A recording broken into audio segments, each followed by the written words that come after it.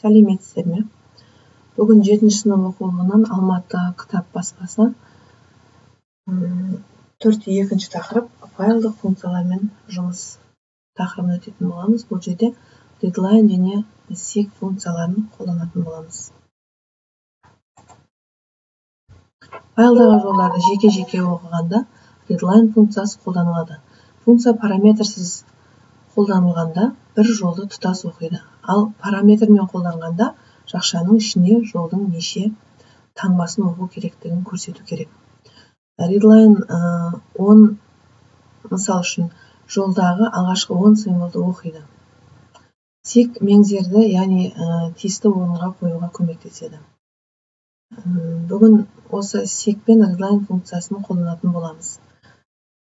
Оқулықтан 114 беттегі 1, 2, 3, 4, 5 тапсырманы орындайтын боламыз. Бұл жерде бір жұлдызша берілсе бір деңгейлі, 2 жұлдызша берілсе сәл күрделілеу, 3 жұлдызша одан да күрделілеу деген мағынаны береді.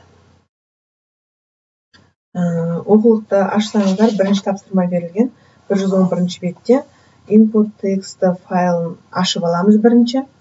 Файлды ашып аламыз да алдыңғы сабақта көрсеткендей етіп, оның ішіне input файлының ішіне кіші латын әріптерін және араб цифрларын 0-ден 9-ға дейін жазып аламыз.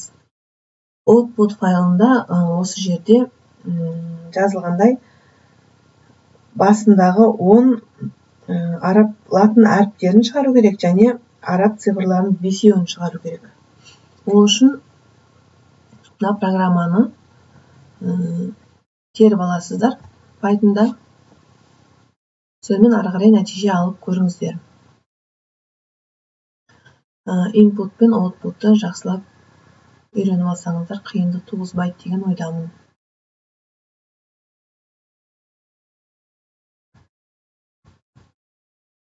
Екінші тапсырма. Мәтіндік файлда екінші тапсырма 114 беттегі екінші тапсырма. Мәтіндік файлда 65, 859, 365 жолы берілген. Осы жолдан 59 және 65 сандарын ажыратып алу үшін қандай командаларды жазу керек?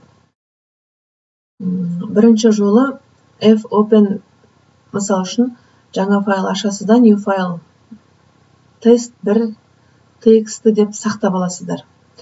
Сақтап болғаннан кейін fseek, яғни курсор 4-ші қатардан дегенді білдіреді. Print fread 2, яғни 2-ні ал деп жатыр. Ары қарай осы бірінші жолын жазып көріңіздер.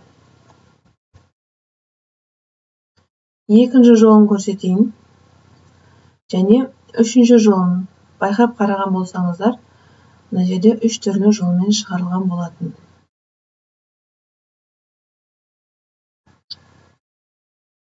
Мына жерде B-ны және S-ны бөлу және қалдығын алып көбейту берілген. Сіздер де жасап көріңіздер. 114 беттегі 3-ші тапсырмаға көшсек, бұл жерде input txt файлында 25, 18, 45, 12, 9 сандары берілген. Output txt файлында нәтиже 42 шығу қажет.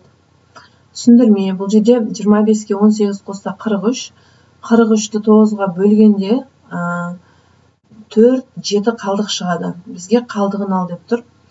45-тен аламыз 12-ні. 33 қалады. 33-ті бөлгенде 9-ға 3 қалады. Бізге оның қалдығы қажет. Және 7-ні көбейтеміз 6-ға. Мына жерде қазір түсіндір.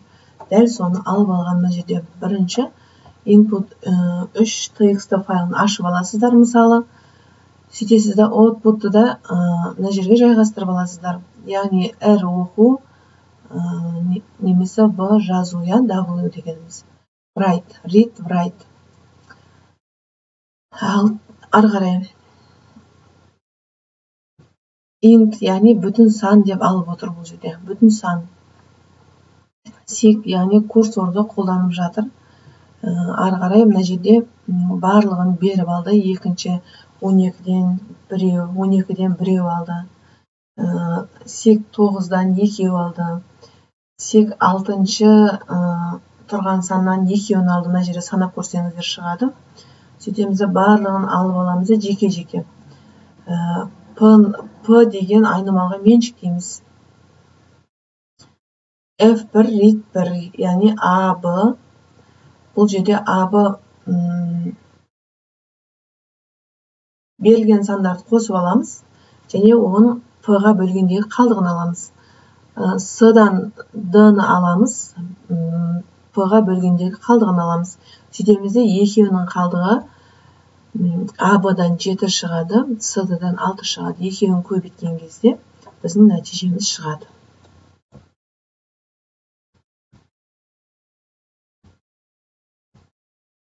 Келесі сабағымыз тармақталған алгоритмді программалауды өтетін боламыз.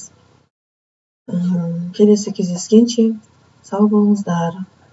Сабағым ұнаса, лайк басып кетіңіздер.